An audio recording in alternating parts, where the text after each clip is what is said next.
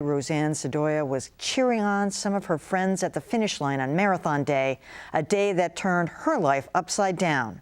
Her right leg was amputated above the knee. We spoke with her today at Spalding Rehabilitation Hospital. Roseanne, first of all, tell me what physical therapy is like. It all is very physical, even the occupational therapy, making sure I could do the typical things that you would normally do every day, brush your teeth, shower, get around in the bathroom. This new facility here is phenomenal. They have a mock apartment that you go to, and you can see how to move stuff along the counters in the kitchen if you're on crutches. Getting in and out of the shower, out of like an actual tub, get up and off the bed if you need to. How bad's the pain? Right now? Yeah. It's like a 3 to 4. They take you through doing weights and building your core muscles, and then physical therapy does that. There's some stretching that we usually start with, making sure that the muscles are limber, and then go through doing different arm exercises and balancing to make sure that I can balance on my left leg. It's a lot. It's is some of it directed at your right leg too? Yeah. And what do they do for that? Yeah. A lot of lifting, they'll put weights on it, and we'll do side lifts, make sure that this stays in shape as well. So take me back to Marathon Day. What had you been doing earlier in the morning? Same thing I've done for like the last 15 years. It's been one of my favorite days in Boston. And I get a little emotional about it because I don't know if it'll be my favorite day next year. But same thing I've done every year. Go to the Red Sox game with friends, and it was a beautiful sunny day. We walked over to Boylston Street and went to one of the local bars there that we've gone to again for years, and knowing that different friends were going to meet up there later. And got notification that one of our friends was close to coming down Boylston Street, so we ended up going out to watch the race, and was standing along the road and just, cheering on the runners and waiting. And it was just really weird. Within a matter of a couple minutes, the first bomb went off, and it was just really strange because, again, I've done this for so long. They've never had guns or cannons or, something to salute the runners. And there was just the pop, pop, and it was literally at my feet. I thought they were more like grenades being kind of thrown in, but just because it was like, I thought it was like hitting the ground, or it came from the ground. And then I just remember kind of not knowing what was going on. So the second one was what hit you? Exactly, yeah, I was in the second one. And Did you realize right away you were hurt? I want to say yes and no, because I think it was just so surreal that I think my brain said you're hurt, but then I wanted to run, but I was on the ground and couldn't run. And I knew I couldn't run. I guess I must have yelled for help, but it was kind of like a dream where you think you're yelling for help, but you don't hear it come out. And I probably didn't hear it because of the explosion and the bomb, because I have hearing loss in one of my ears. So, and kind of like looking around, it was people were running, people were like zombies, it was like you were immediately in a bad movie and starring in it. And then some guy at the time that I didn't know, or some kid who I've recently met, saw me, and for whatever reason he was drawn to me, and he's like, "You have to get out of here." And he pulled me to the street, and then people started to help me. But I mean, I had seen the blood pouring out. Did you know your leg was gone? I didn't think I had a leg, and I kept, when he came over, he's like, "You got to get up." I'm like, I don't have a leg. I can't get up.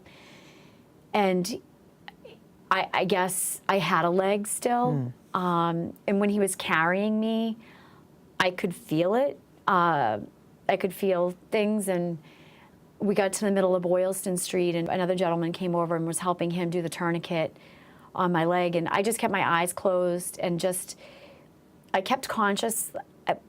Part of me wanted to just let go, but I knew if I went unconscious that I probably wouldn't live. So I just kept, I'm like, you have to stay awake, and I just kept breathing. police showed up. This Officer Shayna really she held my hand as they were straightening out my leg and getting me on a board. And she told me, she's like, you're going to be okay. You're going to be okay. And she told me I had a leg. She's like, I don't know what condition it's in, but you have a leg. And was really kind of talking me through just staying with them. I didn't want to see what was going on. From when I was on the sidewalk, and I did look a quick glance around, and from what I saw, I didn't want to see anything else. Like, I knew it was not good. When was the first time you realized you didn't have a leg? In the hospital. They took me to Mass General. My doctor, Dr. King, ran the marathon. He ran it in 3 hours and 10 minutes, got the page of the situation, and ran to Mass General. He didn't drive. He physically ran to the hospital. And I was one of the first ones that he operated on. I don't think I knew fully about the leg until after they did some operations. And I mean, I was all medicated, but they did tell me that I was going to have the leg amputated. They told you that before you went to surgery? Yeah, and again, I was highly medicated, so they said they were going to try to do it below the knee, but they weren't sure if they could do that or not. And being medicated, I asked him if he could make it look pretty. Roseanne, most people are going to be looking at you and saying, I cannot imagine going to the marathon on a beautiful day with friends, Red Sox game, stopping at a bar for a brew, and coming back without a leg. It's still surreal. I still don't comprehend. I mean, I get emotional about it, but I still don't comprehend what happened. I don't, like, I have to say it numerous times that I was in a bombing. I still don't realize I don't have a leg. I still don't realize this is lifetime. This is not like a 3-month process that, you know, I guess back in the back of my head, I do know I'm going to have a prosthetic and I'm going to be walking around and fine again. So I haven't really, and I don't know if I will, because I think by the time I have it seems everything moves very quickly. I'm going to have a prosthetic and I'll be walking around like a normal person again. So I don't know if my brain is just saying this is a temporary disability, and I'll be good again. I mean, I guess I know that there'll be struggles with the prosthetic, but I'm in a good spot. Some of the other people that are here are really injured, like badly injured, between burns and skin grafts. And I mean, I had some burns on my hand. It's peeled, it's fine. I didn't have to go for skin grafts. So out of the people that are here, I feel like I am lucky. I lucked out. I've got minor injuries, is how I look at it.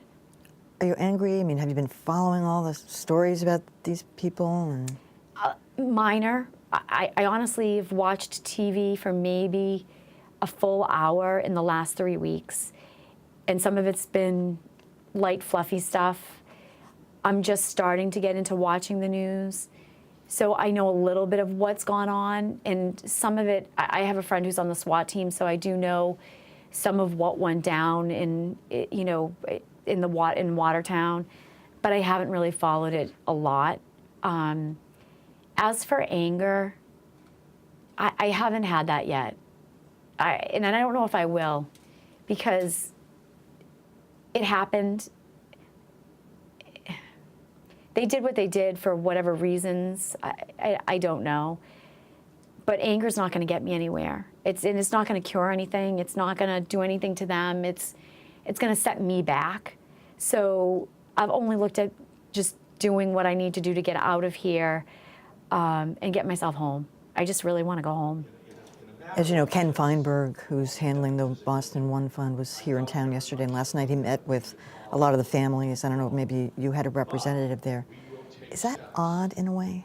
Yeah, I find it, again, surreal. I have a friend of mine that I went to high school and college with, and a sorority sister, and between the One Fund and then this friend, she set up a fund for me in an individual fund. And it's just, I just find it crazy I appreciate it. There's a lot of gratitude to everybody who's donated. I'm in a good spot, but I know some of the people that have been injured, you know, Adrian, who's the ballroom dancer, she relies on her legs as her livelihood. Some of the other people that have been injured are, you know, in the carpentry and roofing industry. They rely physically on their bodies to do their work, and I think it's a great thing that they've done, and I think that people will really benefit from it that really, really need it. And I know somewhere along the line I'm going to need it. I have no idea what these medical bills, between being in Mass General for a week at the ICU, coming here, I'm, you know, been here for 2 weeks and I'm not getting out until next week. The prosthetic itself, I understand, can range easily anywhere from $20,000 up to $100,000. And it's just, I mean, there's going to be so many medical expenses that the fund is really going to come into play. Are you planning to go back to work? Yes. I just don't know when. My work has been fantastic. I work for a phenomenal company. I've been there 10 years. And they've all come to visit me. They took a great group photo out in front of the building, hung a banner for me. And I'll go back. I haven't decided yet. I need to get to my apartment. I need to get home and really see where I am with that, and then get back into my routine, and work will be a routine, but I need to do it in baby steps. Well, I'm sitting here looking and thinking, now what would terrify me most? Learning to drive again, or not being able to play tennis? Do you have something that The driving is a little scary, but I've had numerous people that tell me that I can use my left foot. Yeah.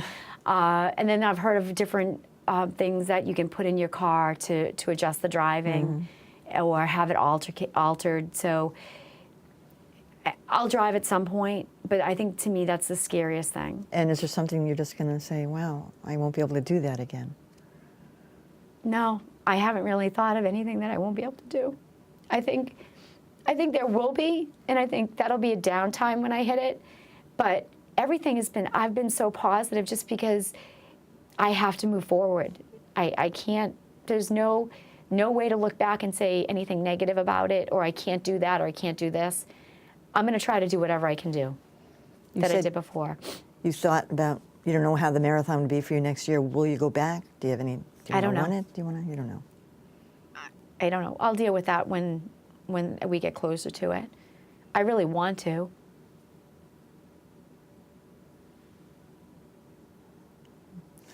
But yeah, we'll see. We'll see. Roseanne, thank you so much. Thank you. Meeting different people and doing these interviews help. I think for me, it's a therapy to talk about it, and for people to understand that it's not all bad. I mean, it was a bad situation, but it's going to be good, and I'm good. I'm really good. She was really amazing. Roseanne Sdoia says being at Spalding is like being at a private spa. Still, she's anxious to get back home and reconnect with her pets. If you'd like to see my complete interview with Roseanne and an interview with her doctor, go to WGBHnews.org. Roseanne is one of the hundreds of marathon bombing victims who will be assisted by the One Fund. If you'd like to donate money to help aid victims, go to onefundboston.org.